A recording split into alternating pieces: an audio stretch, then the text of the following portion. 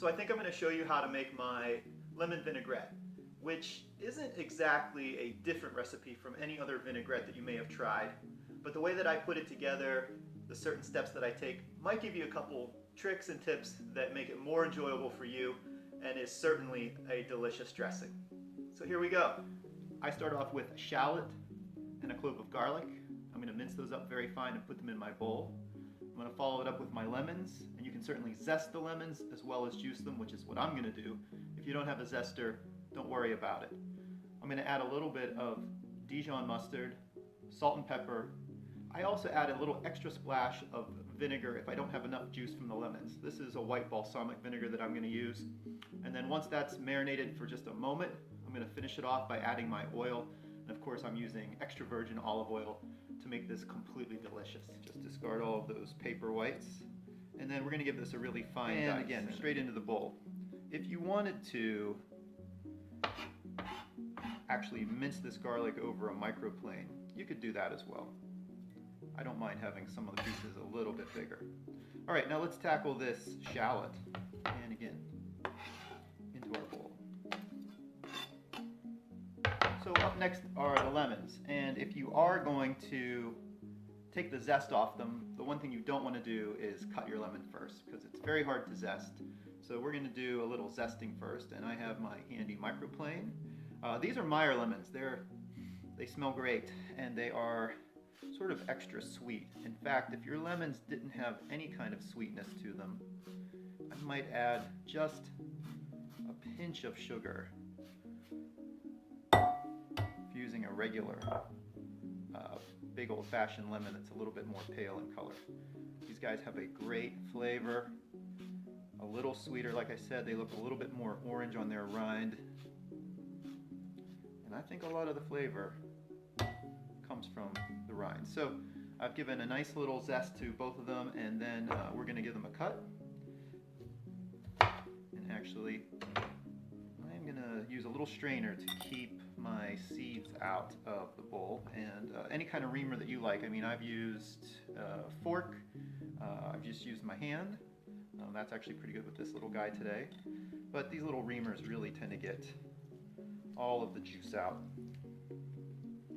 And I am so glad that I'm using my strainer, because these little Meyer lemons are just chocked full of seeds. All right, so there's our lemons. Now here's the key. The reason I do it in these two steps really is to get that lemon juice on top of all of the garlic and all of the shallot. By letting it marinate in that acetic juice, it's going to take an instant edge off to that garlic and shallot, make it much more palatable.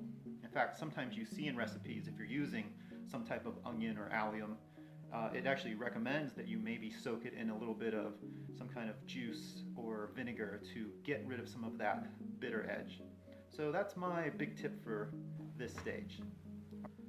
So now that they've been soaking for a little bit, and again, I like the amount of juice here. I would say I probably got a little bit less than a quarter cup of juice out of those two lemons. So I am going to add a splash of vinegar, and in fact, I probably could have done this earlier to, again, let that vinegar as well as the lemon juice go after some of those biting garlic and onion bits.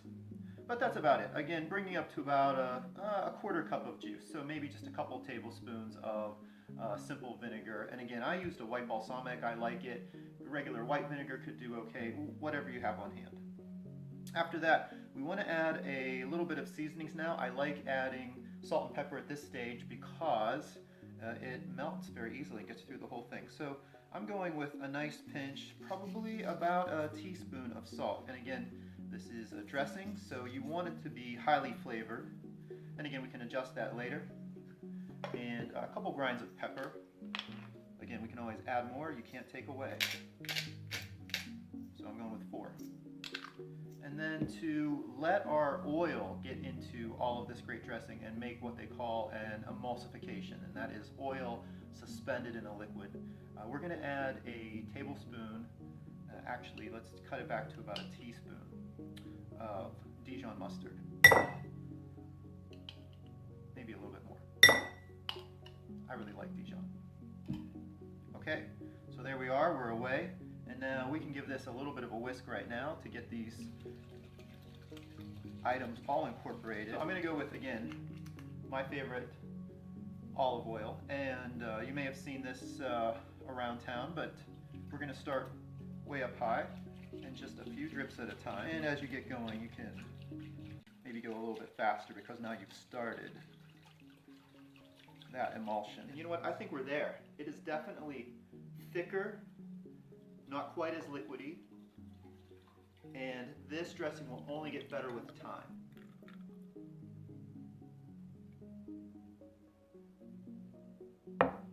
That is better than any bottle you're going to find in the grocery store.